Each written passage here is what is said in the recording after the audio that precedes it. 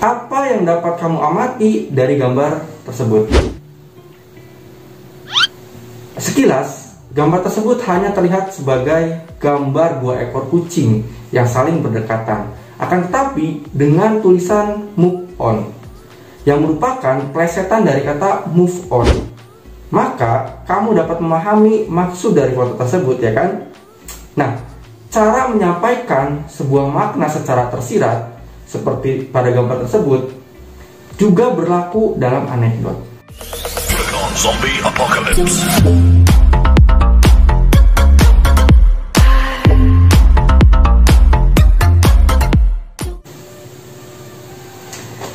Halo guys, welcome back again to my channel. Bagaimana kabar kalian hari ini guys? Tetap semangat ya, apalagi kalian kemarin-kemarin telah melaksanakan PTS. Nah, bagaimana nih nilainya? Apakah memuaskan? Jika belum, jangan khawatir guys, mari kita belajar lebih giat lagi. Oke? Dan untuk hari ini, kita akan belajar cara mendata pokok-pokok isi anekdot dan mengidentifikasi penyebab kelucuannya. Dengan tujuan, setelah mempelajari materi ini, kalian mampu mendata pokok-pokok isi anekdot dan mengidentifikasi penyebab kelucuannya dengan benar. Baik guys, langsung saja, yuk markilai, mari kita mulai.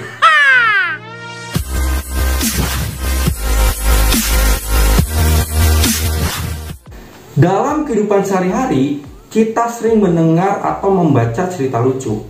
Cerita lucu tersebut bisa jadi hanya merupakan cerita rekaan, tetapi banyak juga yang didasarkan atas kejadian nyata. Ada cerita lucu yang dibuat benar-benar untuk tujuan menghibur, tetapi ada juga yang digunakan untuk tujuan lain, seperti menyampaikan kritik.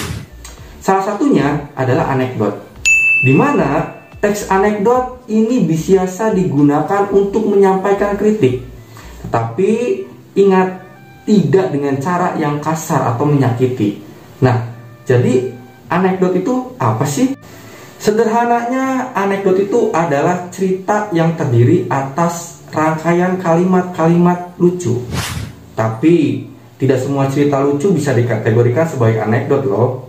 Berdasarkan Kamus Besar Bahasa Indonesia atau KBBI, anekdot adalah cerita singkat yang menarik dan mengesankan, biasanya mengenai orang penting atau terkenal, dan berdasarkan kejadian yang sebenarnya. Jadi, pada dasarnya, anekdot adalah cerita lucu yang didasari oleh kejadian nyata dan biasa digunakan untuk menyampaikan kritik. Teks anekdot memiliki beberapa ciri-ciri yang perlu kalian tahu. Nah, ciri-cirinya telah dirangkum sebagai berikut. Nah, ini ciri-cirinya. Jadi, jika kalian menemukan cerita atau teks lucu, coba dilihat dulu secara teliti ya. Karena belum tentu teks atau cerita tersebut merupakan anekdot. Coba kalian teliti lagi apakah teks tersebut sesuai dengan ciri-ciri teks anekdot atau tidak. Selain itu, penulisan teks anekdot juga memiliki tujuannya loh. Nah, biasanya teks anekdot ditulis dengan tujuan untuk membangkitkan tawa pembaca sebagai sarana hiburan atau sebagai sarana untuk mengkritik. Wah, ternyata mengkritik bisa juga ya disampaikan dengan cara yang lucu dan menghibur. Jadi tidak perlu pakai kalimat-kalimat yang kasar dan menyakitkan hati, ya kan? Nah loh, siapa nih di sini yang masih suka mengkritik dengan cara yang kasar dan menyakitkan hati? Jangan begitu ya guys ya. Kritik itu harus bersifat membangun, bukan malah menjatuhkan, menghina, apalagi sampai menyakitkan hati. Awas, jangan seperti itu ya. Oke, sekarang coba kita perlihatkan contoh dari teks anekdot. Perhatikan. Di kantin sebuah universitas, Udin dan Tono, dua orang mahasiswa, sedang berbincang-bincang. Saya heran dosen ilmu politik, kalau mengajar selalu duduk, tidak pernah mau berdiri. Ah, begitu saja diperhatikan si Ton. Ya, Udin tahu sebabnya. Barangkali saja, beliau capek atau kakinya tidak kuat berdiri. Bukan itu sebabnya, Din. Sebab dia juga seorang pejabat. Loh, apa hubungannya? Ya, kalau dia berdiri, takut kursinya diduduki orang lain. Dalam contoh anekdot tadi yang berjudul dosen yang juga menjadi pejabat, di dalam anekdot tersebut terdapat pokok-pokok isi yang akan kita data. Lalu, bagaimana sih cara mendata pokok-pokok isi anekdot tersebut? Caranya mudah guys. Caranya adalah dengan menggunakan pertanyaan. Jadi, ada 4 hal yang dapat dijadikan pertanyaan untuk mendata pokok-pokok isi anekdot. Yaitu, yang pertama, tokoh yang diceritakan. Yang kedua, masalah yang dibahas. Yang ketiga, unsur humor. Dan yang keempat, pesan atau kritik yang disampaikan. Nah, agar lebih jelas, mari kita praktekkan dengan menggunakan tabel pertanyaan berikut. Perhatikan. Nah, perhatikan guys. Di dalam tabel tersebut, teks anekdot yang berjudul dosen yang juga menjadi pejabat. Di dalam tabel tersebut, kita membuat beberapa pertanyaan ya. Kita membuat 4 pertanyaan yang dapat dijadikan dalam mendata pokok-pokok isi teks anekdot tersebut. Nah, perhatikan pertanyaan pertama. Siapa tokoh yang diceritakan dalam anekdot tersebut? Jawabannya adalah dosen yang merangkap menjadi pejabat.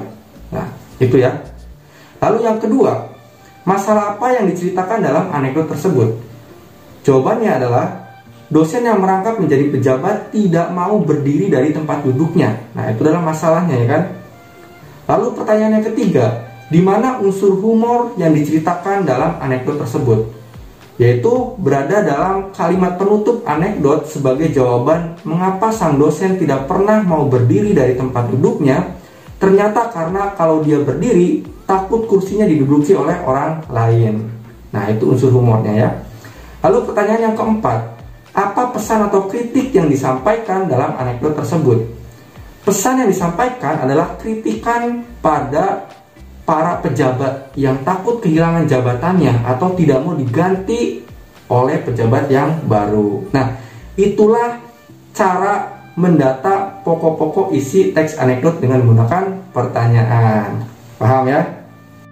Setelah kita mendata pokok-pokok isi anekdot yang berjudul dosen yang juga menjadi pejabat, selanjutnya kita identifikasi penyebab kelucuan anekdot tersebut. Nah, kelucuan atau unsur humor dalam anekdot biasanya disampaikan dengan bahasa yang singkat tapi mengena ya. Nah, bahasa yang singkat tapi mengena.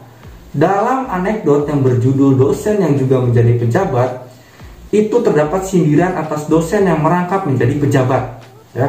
Biasanya anggota DPR dan juga sebagainya.